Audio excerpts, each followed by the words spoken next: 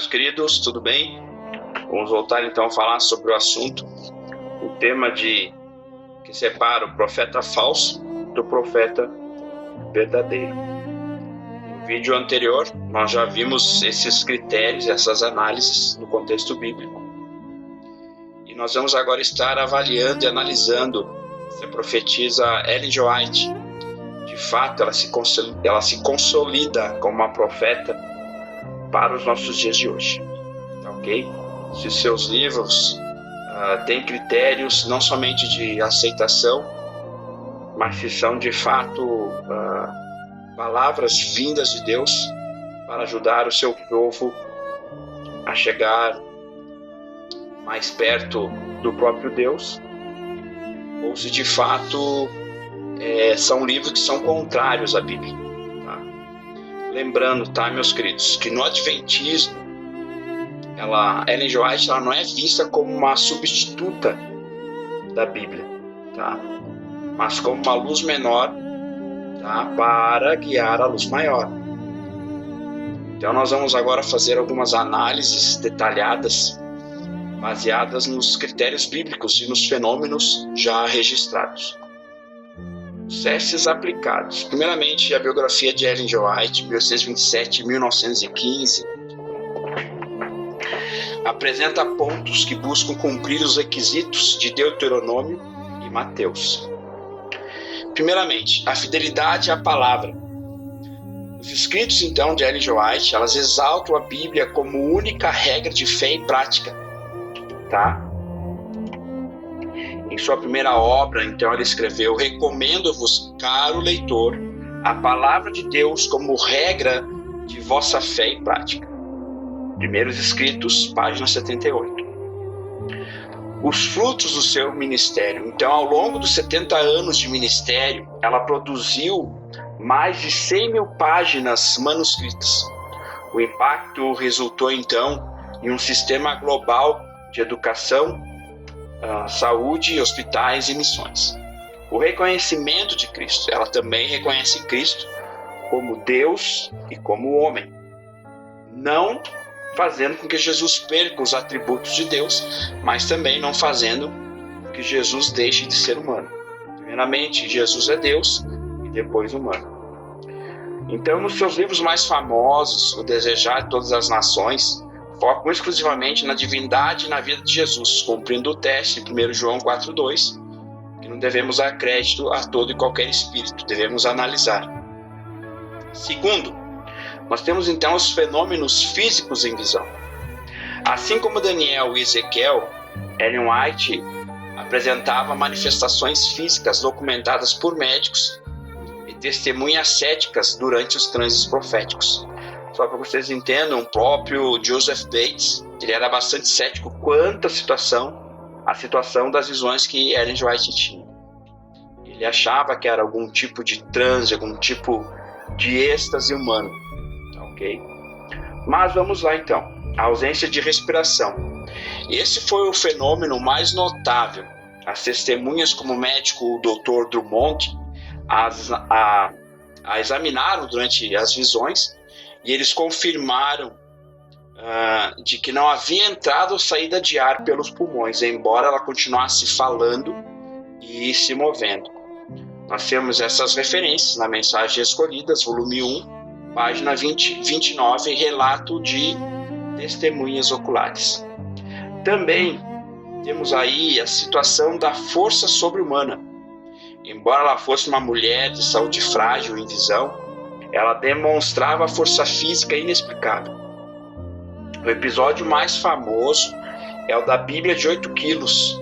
Era a Bíblia da família Harmon, que ela teria segurado então com o braço estendido por cerca de 30 minutos, enquanto apontava para os textos sem olhar as páginas. Eu tive essa Bíblia, uma réplica dela aqui no Rio Grande do Sul, uma cidade aqui do Rio Grande do Sul. Consegui segurar, reter essa Bíblia ali pelo menos por 1 minuto e meio, a base de 1 minuto a 1 minuto e meio, não mais que isso. Ok? E olha bem o detalhe, que além de ela segurar a Bíblia com uma mão, ela apontava os versos bíblicos que ela estava citando. Então nós temos a testemunha também, o J.N. Loguebourg, tá? Que ele registrou então esse evento no Rise and Progress of the Adventist Day, Adventist, tá? Seven Day Adventist. Outra situação, em consciência do mundo exterior. Seus olhos então permaneciam abertos, mas ela não piscava e não reagia a estímulos de dor ou luz forte, tá? Similar ao estado de êxtase ou êxtasis, como descrito no grego lá em Atos, tá? Nós temos a referência então em Life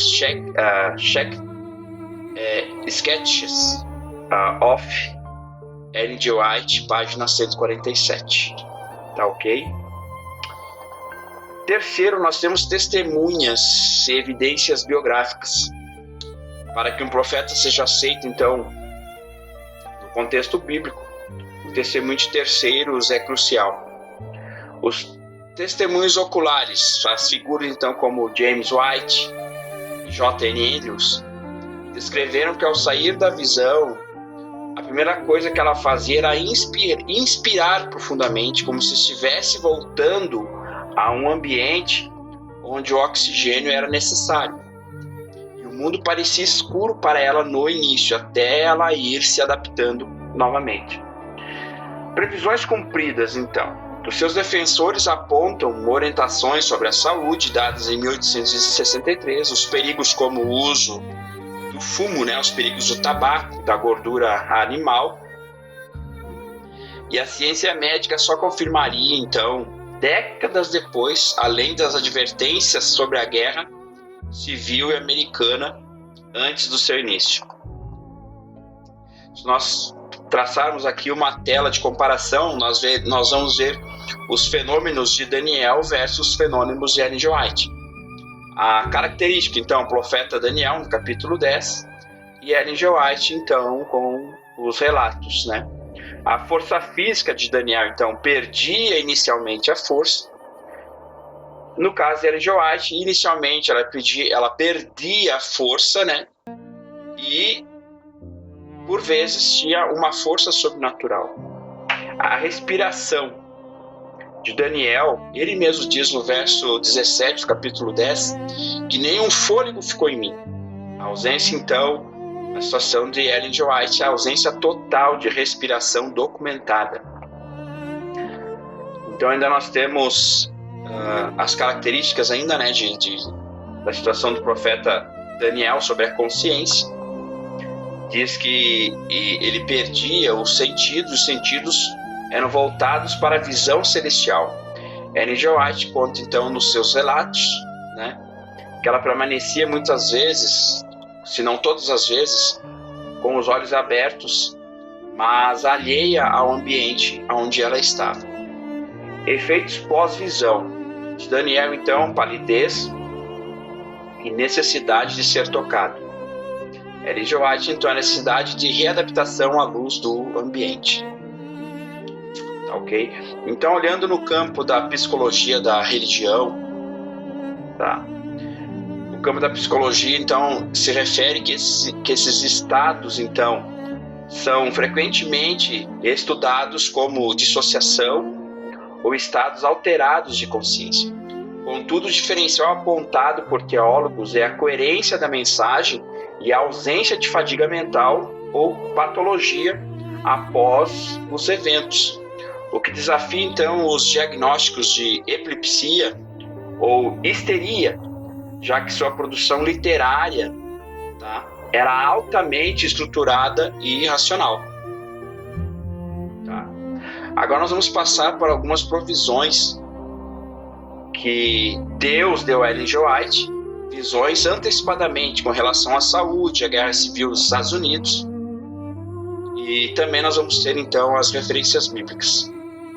Então, as visões de Ellen G. White sobre a saúde e a guerra civil americana são marcos no adventismo, pois ocorreram então em períodos onde o conhecimento científico e político da época apontava para direções opostas. Vamos ver então as previsões então sobre a Guerra Civil Americana. Então, no dia 12 de janeiro de 1861, em Parkville, Michigan, 3 meses antes do início do conflito, Ellen White teve uma visão diante de uma congregação. Na previsão, então, ela afirmou que haveria uma guerra terrível e os estados se separariam da União e que muitas famílias perderiam seus entes queridos. Naquela época, então, a opinião pública ela dizia que a guerra ela iria durar poucos dias ou algumas poucas semanas e teria poucas baixas. Tá? Mas a gente vê que o cumprimento daquilo que Ellen G. White falou antecipadamente, a guerra, na verdade, ela durou 4 anos e o conflito foi um dos mais sangrentos da história dos Estados Unidos. Só para que vocês tenham ideia, foram mortos ali 600 mil pessoas. A referência bíblica, então, o princípio, Amós 3:7. Certamente o Senhor Deus não fará coisa alguma sem ter revelado o seu segredo aos seus servos, os profetas. Esse texto, então, sustenta que Deus avisa seu povo sobre as crises iminentes. E a gente pode ver isso dentro da Bíblia, como Noé antes do dilúvio, como a situação de Ágapo sobre a fome que aconteceria. Isso está registrado lá em Atos 11, capítulo 11, verso 28. Outras previsões foi da reforma de saúde. A visão mais abrangente, então, ocorreu dia 6 de junho de 1863, em Otsego, Michigan. Tá? A previsão, num tempo em que médicos receitavam fumo para os pulmões e o mercúrio como remédio, ela escreveu que, primeiramente, o tabaco era um veneno lento e insidioso. O costume excessivo de carne de gordura animal estava ligado a muitas doenças no corpo. Terceiro, sobre a higiene e o uso da água eram vitais para a cura. E quarto, a saúde mental influenciava diretamente a saúde física. O cumprimento, então, nós vemos que a medicina moderna confirmou que o tabaco como carcinogênico apenas no século XX. E hoje reconhece a dieta e o estilo de vida como principais fatores de prevenção de doenças crônicas. A referência bíblica, nós podemos ver em 1 Coríntios 6, 19 e 20. Ou não sabeis que o vosso corpo é o templo do Espírito Santo? Glorificai a Deus no vosso corpo. E em 3 João 1, 2 também diz: Amado, desejo que te vá bem em todas as coisas e que tenhais saúde, assim como vai bem a tua alma. Biblicamente, a mensagem profética não foca apenas no futuro espiritual, mas na preservação da vida e do templo de Deus. Tá? Essas são as provisões, então, que Ellen G. White fez. A previsão, então, do levante das nações e conflitos, isso é muito importante. Ela previu que o mundo entraria, então, num estado de armamento e tensão que culminariam em grandes calamidades. A previsão: o tempo de angústia está prestes a desabafar sobre nós. As nações estão se arregimentando e o tempo de angústia está prestes a chegar. Testemunho Seleto, volume 3. Isso vai acontecer na sua totalidade, mais no futuro. E alguns dos que estiverem vivos estarão presenciando isso.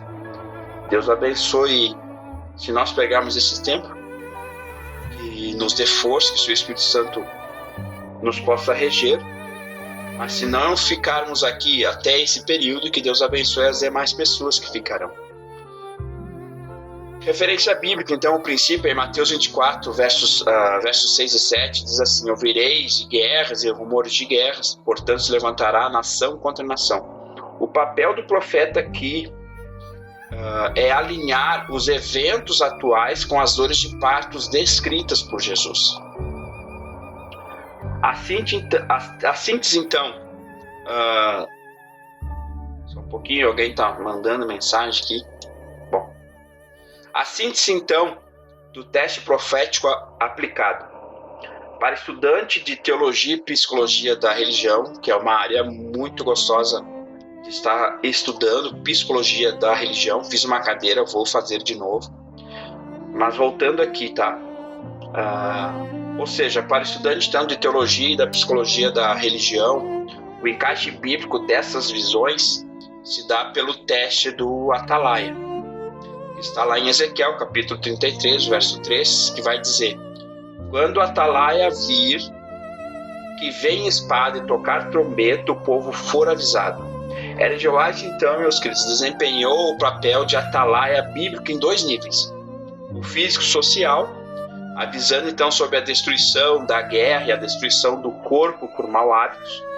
E o espiritual, chamando o povo de Deus ao arrependimento antes dos desfechos do evento finais. Tá? O fenômeno físico como validador. Durante a visão da guerra civil em Parkville, testemunhas relataram que ela ficou sem respirar por cerca de 20 minutos. Biblicamente, se assemelha à experiência de Daniel, capítulo 10, 17, que a gente acabou de comentar. Tá? Onde a suspensão da respiração biológica dá lugar à percepção espiritual, servindo de evidência física para os que assistiam que a fonte da mensagem era sobrenatural. Mas você pode ter a oportunidade de estar lendo esse relato do Dr. Drummond, o médico que tentou provar de que ela estava respirando durante essas visões, colocando um espelho diante de sua boca. E não embaciou-se, então, o espelho. O livro de Joel e Mateus falam de pessoas que teriam visões e sonhos, e nós corremos muitas vezes, meus amados, o risco de julgar que os profetas foram até João Batista. Porém, a Bíblia, ela é bem clara, tá? Que havia profetas ainda no tempo de João Batista. No livro de Atos, nós encontramos pessoas que são profetas, e o livro de João do Apocalipse discursam sobre reais profecias. Porém, as profecias, meus amados, vão além do tempo de João, chegando ao nosso tempo, com a profetisa Ellen G. White, William Foy, Asen Foss. Tá? E nós vamos ver também que temos Iron Edson, tá, ok? Que teve a visão lá no Milharal. A observação, meus queridos, que teologicamente ela é muito precisa, ela toca em um ponto crucial na hermenêutica bíblica, a distinção entre o fim do cânon bíblico e o fim do dom profético. Eu acredito que existe uma confusão dentro de várias comunidades, dentro de várias religiões e dentro de várias denominações. Existe uma confusão entre o fim da revelação escrita, a Bíblia está completa, e a cessação dos dons espirituais. Como nós estamos tentando aqui pontuar, a Bíblia não encerra o ministério profético com João Batista, ou mesmo com o João que escreveu o Apocalipse, que foi o discípulo de Cristo. Vamos entender o quê? Primeiramente, a linha de continuidade profética no Novo Testamento. Se o dom profético estivesse acabado com João Batista, os seguintes registros em Atos e Epístolas seriam contraditórios. Vamos pegar aqui a Bíblia agora, e nós vamos abrir aqui em Atos, capítulo 11 e 28, nós vamos ver que tem um profeta ali, chamado Ágape, que ele profetizou sobre uma grande fome, e profetizou também a prisão de Paulo. Isso está relatado, então, em Atos, capítulo 11, 28. Você pode estar acompanhando comigo a Bíblia, que diz assim: e apresentando-se a um deles, chamado Ágape, dava a entender pelo Espírito que estava para vir grande fome por todo o mundo, o qual sobreveio nos dias de Cláudio. Olha mais.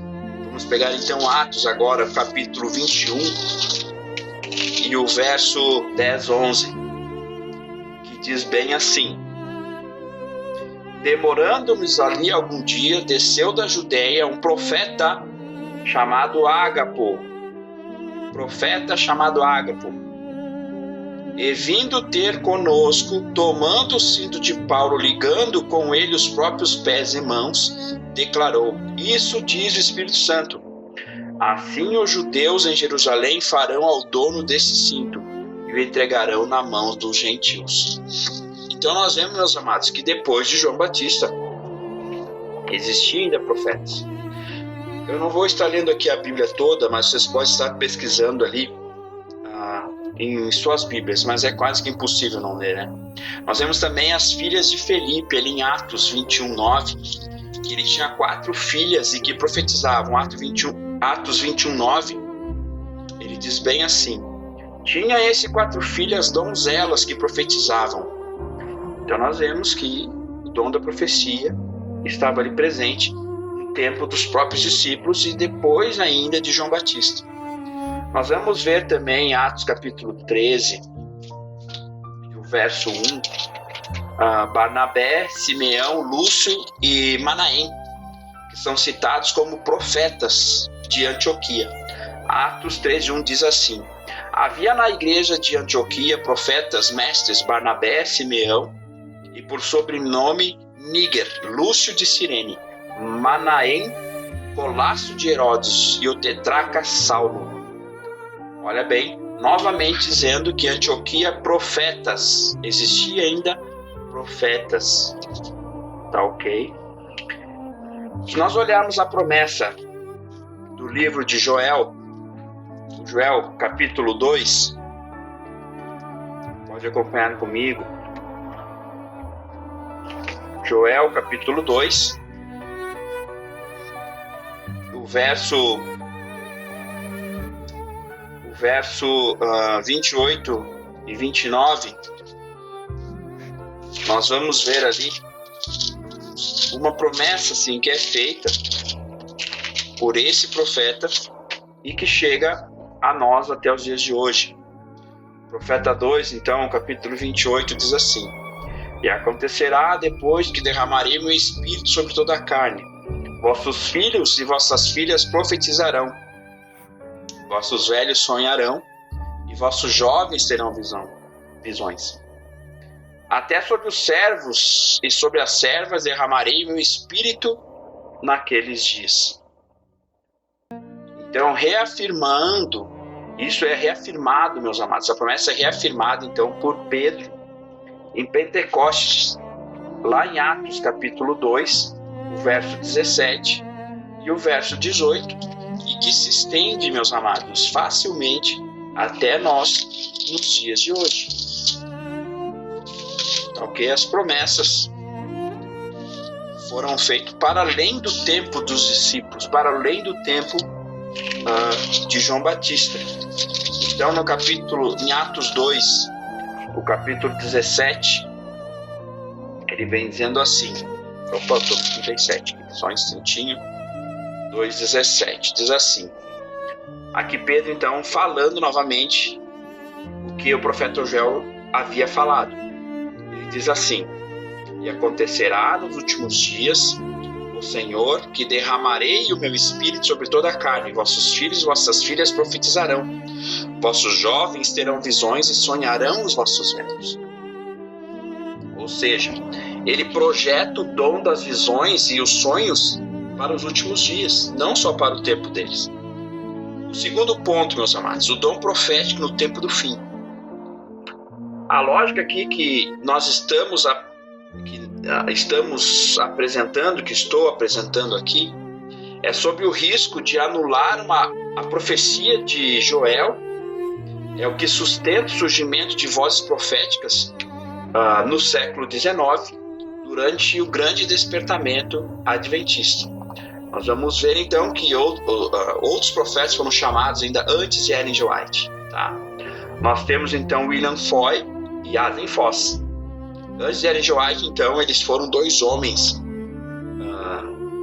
Um homem negro, né? O outro era, se não me engano, com o cunhado de Ellen G. White para relatar essas visões. 2 homens, tá? Então nós temos William Foy, que recebeu visões detalhadas em 1842, e era um homem negro, e nós sabemos como é que eram tratados os negros por essa época aí, tá? Pós-libertação dos escravos, muito próximo, tá? Então, ele falou então sobre a recompensa dos fiéis e o juízo, e eles as compartilhou fielmente. Alguns dizem que ele não cumpriu a missão. Não, ele cumpriu fielmente dentro daquilo que ele podia ter feito, tá? Até por causa da situação da época, tá, ok? Sobre o racismo mesmo, vamos estar falando aqui bem claro sobre essa situação. Agora, a Hasen-Foss, ele recebeu visões semelhantes, mas por medo da rejeição pública, ele recusou a estar relatando então essas visões. E a história registra que quando ele finalmente decidiu falar, a voz deixou e ele avisou Ellen G. White, ainda jovem, né? Não recuse o chamado como eu fiz. Depois desse momento, então, Hasen-Foss nunca mais se interessou por qualquer tipo de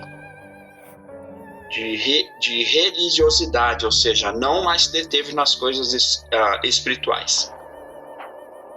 E nós temos então o Hiram Edson, que em 23 de outubro de 1844, né, logo o dia do grande desapontamento, enquanto ele atravessava o milharal para encorajar outros crentes, ele teve uma compreensão visual e espiritual, que é um tema que a gente vai estar tratando depois, tá?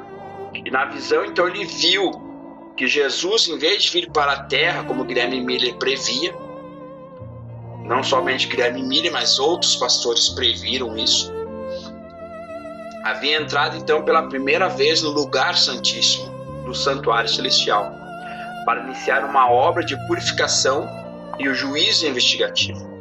O impacto, então. Essa visão mudou a compreensão do grupo, movendo-os do desespero para uma nova missão. O terceiro ponto. O testemunho de Jesus e o remanescente. O Apocalipse, ele corrobora, então, com a visão que o dom profético tem e que deveria estar aparecendo no final da história da humanidade. Em Apocalipse 12, verso 17, eu só tenho bem marcado na minha Bíblia aqui, o que é muito interessante, e a gente precisa estar lendo, porque alguns, às vezes, não têm o tempo hábil para poder estar lendo a palavra de Deus. Diz bem assim: irou-se o dragão contra a mulher e foi pelejar com os restantes da sua descendência, os que guardam os mandamentos de Deus e têm o testemunho de Jesus, e se pôs em pé sobre a areia do mar. Então nós vimos aqui sobre os que guardam os mandamentos de Deus, o testemunho de Jesus.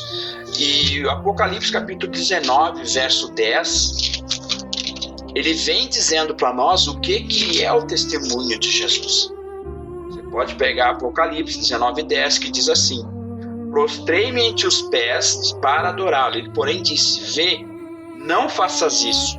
Sou conservo teu e dos teus irmãos, que mantém o testemunho de Jesus, adora a Deus, pois o testemunho de Jesus é o espírito de profecia.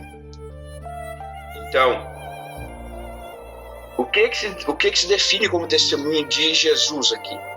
O que define o testemunho de Jesus é que o testemunho de Jesus é o espírito de profecia.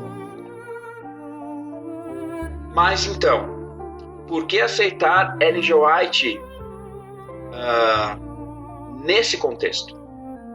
Se aceitamos, pensa junto comigo, se aceitamos que Joel é o verdadeiro, se aceitamos que Joel é o verdadeiro profeta, devemos esperar. Só um pouquinho, que tem alguém aqui me chamando aqui, preciso atender aqui. Só um instante.